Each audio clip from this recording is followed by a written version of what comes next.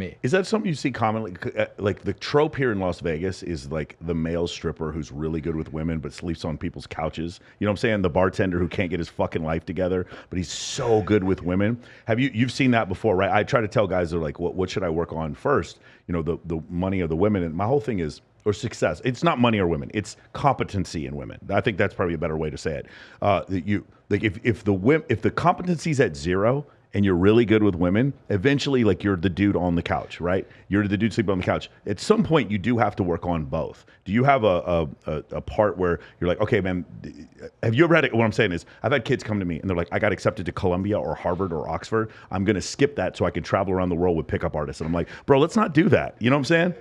Yeah, no, I know exactly what you mean. There's definitely something to be said for getting really good with women. And a lot of times that is a big step in the right direction to getting your life solved. Yeah. But you don't want it to ever just be about getting good with women, right? You want it to be sort of a wholesale change in your life. And that's why a lot of times when I'm coaching guys, it's like, all right, let's get the dating stuff handled, but let's also make sure you're hitting the gym consistently. You have good habits, right? You're continuing to want more out of life rather than just, let me go hook up with a bunch of girls and see what can happen.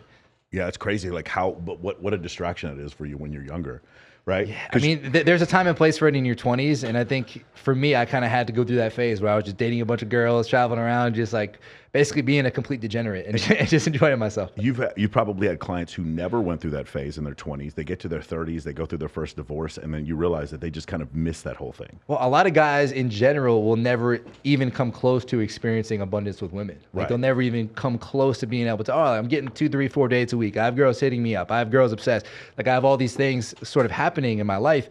Most guys are going to just sort of marry the girl from their hometown or like the girl from work. And they know they're kind of settling, but they're like, let's see what kind of happens here. You know, they rationalize it. Yeah, it is interesting. And then divorce rates go up and you see a serious issue with that. I feel like because people get married for the wrong reason, or they get married because they're being told to externally to get married. Yeah, no, they're counting on the stability of it. They're counting on what their friends are doing. Oh, all my friends are getting married. I need to go get a girlfriend. I need to go move in with a girl, do all these things. It's like, man, you got to think for yourself and figure out what you actually want. You can't be just living your life based on what other people are doing. Have you ever read Dataclysm? The guy who he was the CTO at eHarmony.